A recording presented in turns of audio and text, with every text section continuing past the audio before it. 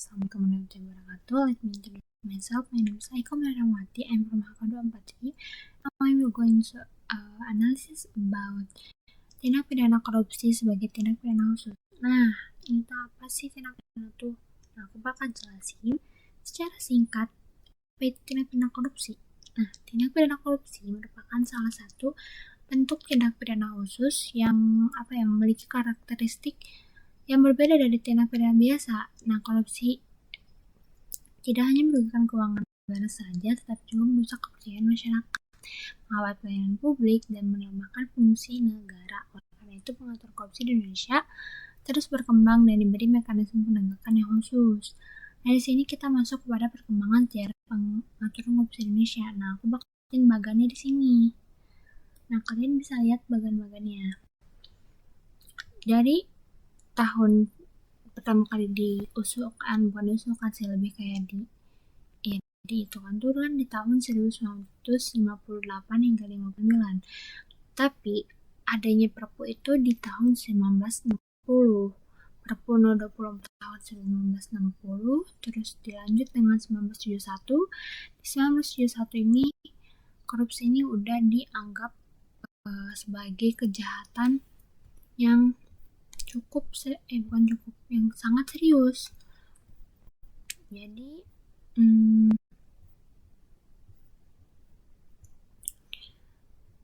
Jadi tuh kan awal mula tonggaknya itu ada di Perpu No 24 tahun 1960, awal pembentukan rezim khusus nih, yang mekanisme pengurusan, penonton, dan pemeriksaan khusus. Nah, terus di tahun 1971 itu keluar lagi Undang-Undang 3 tahun 1971. Nah, korupsi ini mulai dipercaya sebagai kejahatan serius negara karena undang-undang ini memperkuat undang-undang ini dibentuk juga untuk memperkuat dasar hukum pemberantasan korupsi dan memperluas deliknya. Jadi rumusan deliknya itu diperluas. Nah, terus ada era reformasi. Era reformasi ini di tahun 1998 dan 1999. Perubahan besar karena krisis kepercayaan. Di sini tuh korupsi tidak sekadar pelanggaran pejabat saja, tapi sebagai bagian dari KKN, yaitu korupsi nepotisme yang merusak legitimasi negara. Karena itu lahirlah TAP MPR, terus UU No 28 tahun 1999 tentang penyelenggaraan negara yang bersih dan bebas dari KKN, terus UU No 31 tahun 1999 tentang pemberantasan tindak pidana korupsi. Nah, di sini aku bakal liatin bagannya juga. Perubahan ini dianggap karena hukum lama dianggap tidak memadai, terus modus korupsi makin kompleks, dan adanya tuntutan publik lembaga yang lebih kuat dan independen. Masuklah ke Undang-Undang No 20 tahun 2001 itu makin memperjelas bentuk-bentuk korupsi, termasuk gravitasi, suap, perencanaan kepentingan dalam pengadaan, penguatan pembuktian tertentu juga. Terus lahir lagi Undang-Undang KPK tahun 2022, lahir karena aparat bisa dianggap tidak cukup. Nah, di tahun 2002 ini, Undang-Undang KPK tahun 2002 lahir karena aparat bisa dianggap tidak cukup. Lahirlah karena kepolisian dan kejaksaan dinilai belum optimal menangani korupsi secara efektif. Nah, di sini tuh poinnya berarti jika negara sampai membentuk lembaga khusus, berarti korupsi dianggap luar biasa, jaringannya pelakunya kuat, dan penegak hukum biasa rentan intervensi. Nah, di sini tuh ada lagi pengalihan tipikor dan revisi KPK.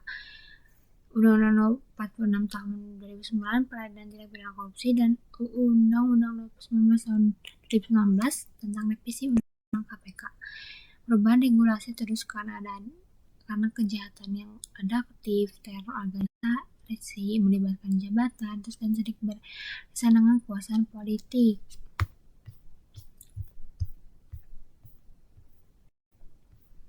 Nah, di sini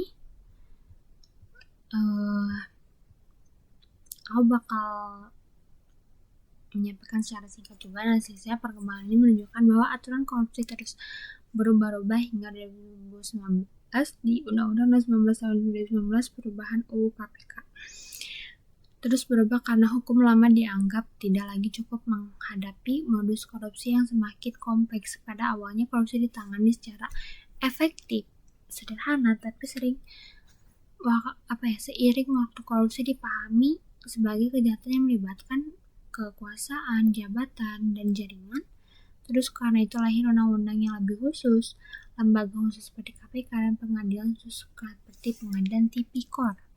Intinya perubahan regulasi terjadi karena korupsi berkembang, sehingga hukum yang juga harus terus menyesuaikan. Kenapa sih korupsi itu dikategorikan sebagai tindak pidana khusus? Nah, pertama, korupsi itu diatur di luar KUHP sendiri, yang dimana memiliki undang-undang tersendiri, yaitu Undang-Undang Tipikor, sehingga tidak hanya bergantung pada aturan pidana umum saja. Terus yang kedua, ada objek yang dilakukan lebih luas. Korupsi tidak hanya merugikan individu, tapi juga merugikan keuangan negara, perekonomian negara, pelayanan publik, dan kepentingan masyarakat. Terus pelakunya sering berkaitan dengan jabatan itu sendiri. Korupsi biasanya dilakukan oleh orang yang memiliki kewenangan atau wewenang akses atau posisi tertentu, sehingga berbeda dari kejahatan biasa. Terus ada lagi penegakannya memakai mekanisme khusus. Jadi adanya KPK, pengadilan tipikor, dan teknik pembuktian yang lebih kompleks menunjukkan bahwa korupsi memang diperlakukan secara khusus. Kesimpulannya, bagian ini korupsi adalah tindak pidana khusus karena sifatnya lebih kompleks, lebih berdampak luas, dan lebih sulit dibanding tindak pidana biasa.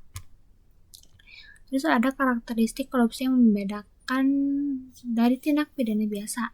Karakteristik utama korupsi itu ada melibatkan penyalahgunaan jabatan atau kewenangan, terus sering dilakukan tersembunyi, terus dibungkus dalam prosedur yang tampak legal, dan sulit dibuktikan karena melihat hubungan antara pemberian dan jabatan terus tampaknya luas dan sistematik. Kalau pencucian bisa mengambil barang milik orang lain secara langsung, maka korupsi sering terjadi melalui keputusan jabatan, akses kekuasaan, atau hubungan kepentingan sehingga lebih rumit secara hukum. Nah, contoh perilaku koruptif dalam kehidupan ini aku akan lihatin beberapa poinnya. Terus pertama ada suap penyuap. Contohnya pengusaha memberikan uang kepada pejabat agar memenangkan tender proyek. Jadi kayak si pengusaha ini kayak ngasih uang gitu banyak ke pejabat untuk memenangkan tender proyek dia gitu kan, proyek yang ingin dia capai. Di sini itu ada pemberian ada jabatan dan tujuan mempengaruhi keputusan. Ini memenuhi karakteristik korupsi karena jabatan publik dipakai untuk keuntungan tertentu. Kedua ada pungli atau pungutan liar. Nah, contohnya petugas minta uang agar urusan administrasi dipercepat. Itu hal kecil banget yang udah biasa kita lihat atau sering lihat di di kantor-kantor yang tidak terlalu besar atau kayak di manapun itu pasti pungli itu ada guys. Gak selalu melulu tentang Nah, sini tuh walaupun jumlahnya kecil, pungli tetap bisa menjadi korupsi karena adanya penyalahgunaan kewenangan untuk keuntungan pribadi. Nah, jadi kayak misalkan kamu bikin SIM atau kayak apa biar dipercepat tuh, ya udah bayar aja 500.000 beres gitu, atau beres aja 1 juta gitu ya. Nah, terus di sini ada komisi tidak resmi. Contohnya vendor memberikan fee kepada panitia pengadaan setelah proyek cair.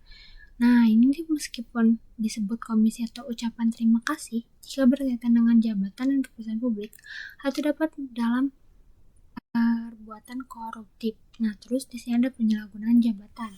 Contohnya pejabat mengarahkan proyek kepada pengusaha milik keluarga atau relasinya. Ini menunjukkan bahwa adanya konflik kepentingan dan penggunaan jabatan bukan untuk kepentingan publik, melainkan untuk keuntungan pribadi atau kelompok. Nah, terus di sini ada persoalan konseptual dalam hukum korupsi. Tantangan terbesarnya dalam penegakan korupsi adalah bahwa tidak semua perbuatan yang tidak etis langsung mudah dibuktikan secara korupsi. Contohnya hadiah kepada pejabat, uang terima kasih, pesan tertentu, dan relasi bisnis dengan keluarga pejabat. Nah, secara moral perbuatan itu bisa bermasalah, tapi secara hukum kan apakah ada kaitan dengan jabatan, kewenangan, dan juga memperoleh keuangan yang tidak sah. Persoalan korupsi itu bukan hanya soal norma pidana, tetapi juga soal budaya hukum, karena banyak praktik koruptif justru dinormalisasikan dalam kehidupan sehari-hari. Kesimpulannya, dari analisis tersebut dapat disimpulkan bahwa tindak pidana korupsi termasuk tindak pidana khusus, karena diatur secara khusus, memiliki karakteristik yang berbeda dari tindak pidana biasa, melibatkan penyalahgunaan jabatan, terus sulit dibuktikan dalam berdampak luas terhadap negara serta masyarakat. Perkembangan pengaturan korupsi di Indonesia menunjukkan bahwa hukum terus berubah untuk menyesuaikan diri dengan modus korupsi yang semakin kompleks. Dalam praktik ini perilaku seperti suap, pungli, komisi tidak resmi, dan penyalahgunaan jabatan menunjukkan bahwa korupsi tidak sah, tidak selalu muncul dalam bentuk besar, tapi sering hadir dalam tindakan yang dianggap biasa saja kita. Terus karena itu pemberantasan korupsi tidak cukup hanya dengan penegak hukum saja, tapi juga membuktikan integritas dan kesadaran hukum dalam kehidupan sehari-hari kita. Nah, itu semua sudah aku sampaikan. Maaf jika ada salah kata atau ada banyak kesalahan. Hope you like it my video analysis. So bye, see you again.